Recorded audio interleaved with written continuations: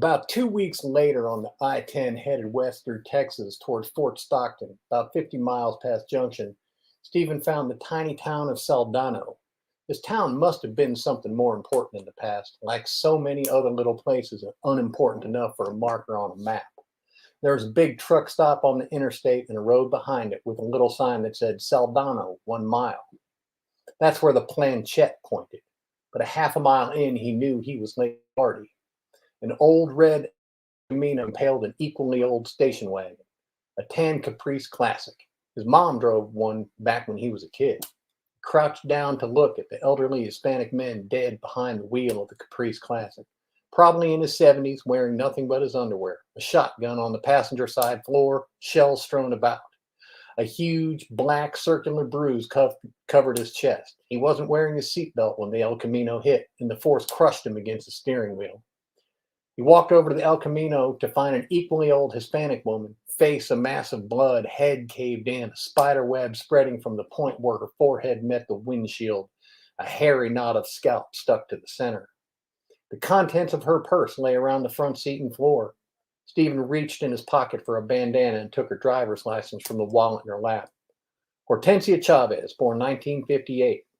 A little picture showed a little old Hispanic couple sitting on a little love seat. The man in the El Camino was her husband, Roberto. They had a son named Victor, smiling in Marine Corps blue, waving from the deck of a big gray ship. A daughter named Myra, married to a smiling man in a cowboy hat with 3 little kids in church clothes. Roberto, Hortensia, Myra, and husband smiling with a Catholic priest holding a crying baby at a baptism. He looked down the road toward Saldano. He looked back to the direction he came in. No procession of cop cars in the distance, just the highway and the giant blue Texas sky. Tiny sob shook his chest. A tiny sob shook his chest.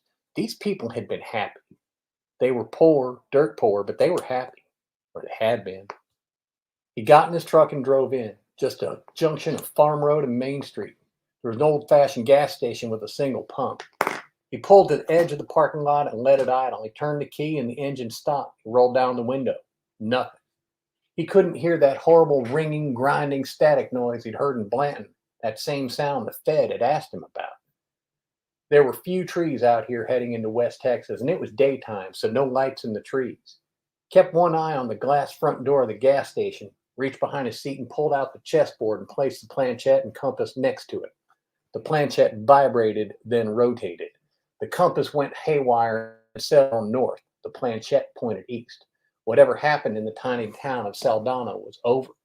Stephen swallowed hard and steeled himself. He crossed the parking lot to the glass door of the gas station.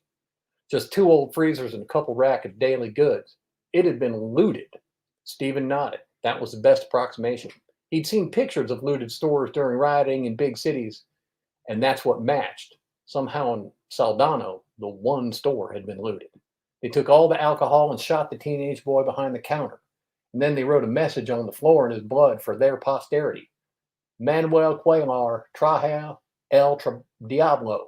He thought about it and tried to translate. It said, roughly, Manuel Cuellar brought the devil. Is the boy behind the counter Manuel Cuellar? Stephen took a deep breath and walked behind the counter, crouching down and rolling the boy over for the wallet in his back pocket, covering his fingers with the bandana. No, this boy is named David Garza. He looked into a display case of cigarettes. About half of those had been looted too. Alcohol and cigarettes. What mindless mobs seek. Stephen Wilder had never even considered mobs forming up in little towns like Blanton, Georgia, or Saldano, Texas. Not until very recently. He looked to the phone, and yes, there was a phone book.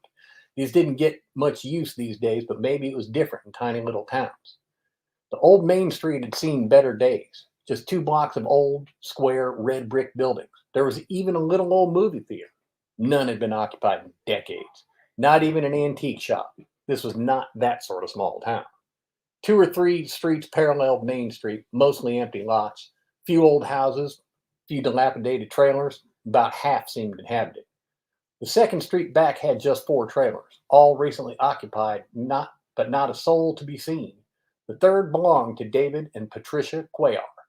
Stephen suspected the leg sticking out of a patch of scrubby bushes belonged to Patricia. He steeled himself and got out of his truck and walked over to the bushes. She'd been shot through the back and landed face down. Her hands were tied behind her with a cruel arrangement of Christmas lights. The front door of the trailer was torn off its hinges, and there was a path trampled through an assortment of terracotta planters. She'd run straight through the front door and made it halfway across the yard before ending up in those bushes. He whispered, I'm so sorry, I'm so sorry, and carefully rolled her over. He ran to his truck and vomited in the shade. He slid down the side and looked up at the sun as the tears came. Patricia was missing her face. It had been peeled off. He looked at his hands. They shook like he'd never seen before. Up until he'd found the planchette, the only dead person he'd ever seen was his grandmother in her casket. But Stephen cried for more than the people whose lives had been snuffed for no sane reason or explanation. He cried for himself. He'd lost his life. He'd wasted it. For the past few years, the truth had begun to take him. The magic, the possibility that maybe, just maybe, he'd see past the wall of the mundane drained away, leaving nothing but the deep knowing that there was no discovery to be made. It was bullshit, and he was a contemptible fool. Every woman who had ever laughed in his face had been right. His parents had been right. The friends who stopped talking to him years ago had been right. He could have had a family, a wife, and children, birthdays, weddings, graduations, a house, and a career. But no, he'd thrown it all away for the flimsiest of delusions. And here he was because of the disasters he'd chosen. He stood, wiped the tears from his face, and walked in the trailer. David Cuellar died a terrible death, cruelly inflicted by his own hand. Slowly and surely, mechanically and ritualistically, he created an altar of suffering. Did the whole town of Saldano hear his screams? Did he beg them for deliverance? He'd used all his tools. He could hear the scream of saw and uncomprehending agony, and so many other things. Torn asunder and reintegrated, nails, things nailed to the ceiling. David and Patricia took their daughter in after an ugly divorce, and her 2 young children. There was a buzz of flies that almost formed words.